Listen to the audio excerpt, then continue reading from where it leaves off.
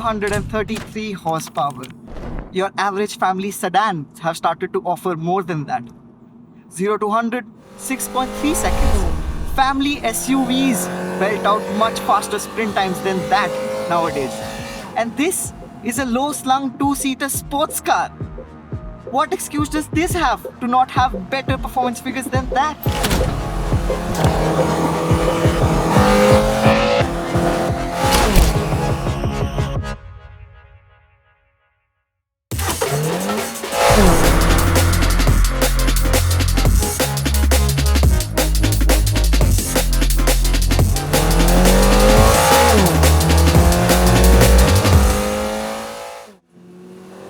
To put it simply, the GR86 doesn't need an excuse to be a performance car, because the GR86 was never meant to be a brochure Barbie or the ace card when you're playing top trumps.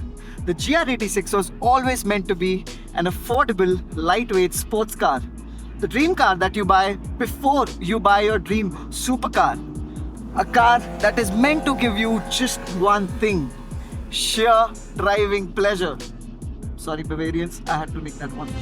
Now, some may argue for a modern car, a 4-cylinder engine producing just 233 horsepower isn't enough. But they also forget that a modern car weighs on an average about 2 tons nowadays. This doesn't. This weighs half of that. And that makes all the difference. Because the more you lighten the car, you heighten the sense and perception of speed even more. Ask any race car driver about it. And that is what makes this GR86 so enjoyable. It's not the speed, but it's the perception of speed when you're pushing the car around, when in reality, you might just barely be breaking the speed limit.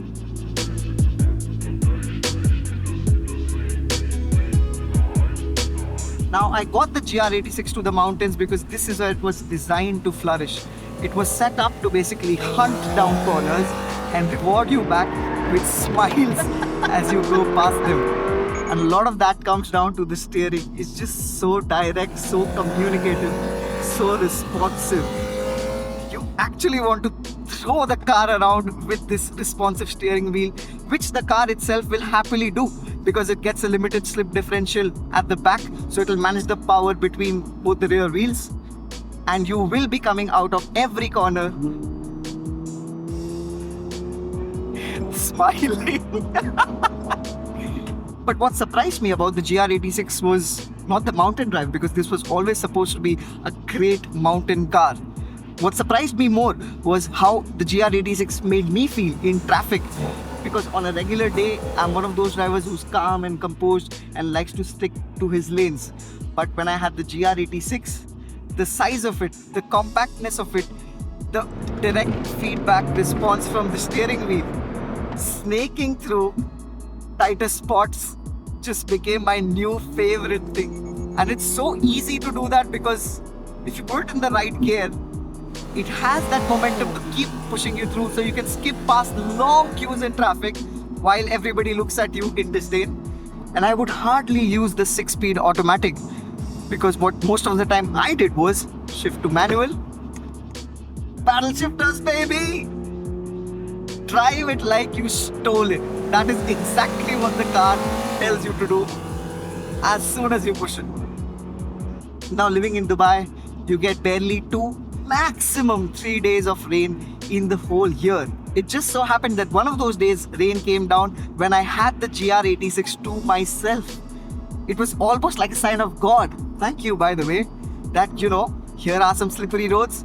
You have a rear wheel drive car, go enjoy. Because when you have rain and slippery roads with the GR86, the car is not the only thing that will get wet. But if you slow down, the GR86 also has a whole lot of Toyota going on with it. It gets adaptive cruise control, collision warning, 7 airbags, reversing camera, smartphone connectivity. This, being a sports car, means it also gets Alcantara sports seats, sports pedals, and torque graphs. But that's where the interior story ends, because the cabin feels a little bit dated and the dashboard design more functional than premium. And while Toyota may sell it as a 2+2 seater, the rear seats are best considered as comfortable cargo space for your luggage.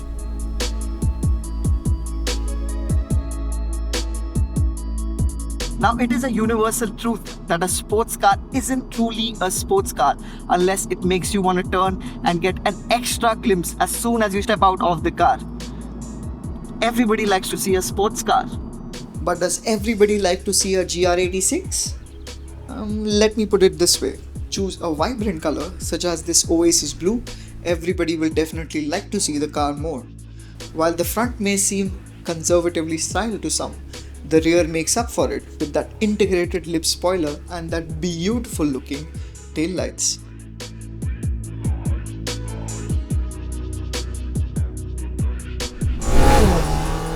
All the modern requirements of having a lot of features, high performance figures, they're fairly objective demands from cars these days. And cars, especially engined cars, until the time we have them, aren't really very objective. They're more of a subjective experience, right? Especially when it comes to sports cars. They're meant to make you feel elated, all excited. They're meant to paint a picture of you as someone who won't compromise on entertainment in their daily commutes. And in that respect, that sole aspect of driver involvement, driver engagement, the GR86 continues to be one of the lightest, affordable, and one of the most fun cars to drive. Now, I know 160,000 dirhams is a lot of money for a car that isn't the best in terms of performance figures, doesn't have a long list of features, doesn't drive itself. Well, technically it does have adaptive cruise control, but modern cars can do a lot more than that, and it doesn't basically talk to you like other modern cars, but it gives you a sense of driving pleasure that only a handful of cars can barely manage. And it puts a smile to your face every single time you take the car out on an empty road. You should put a price on that smile. Thank you for watching the Cornea impression. I'm Yash. This was our experience and review of the GR86. If you want more such reviews of such cool performance cars, do give us a follow and like the video and comment on it. If you want to see more of that and get proper investigative journalism advices on which cars to buy. Thank you.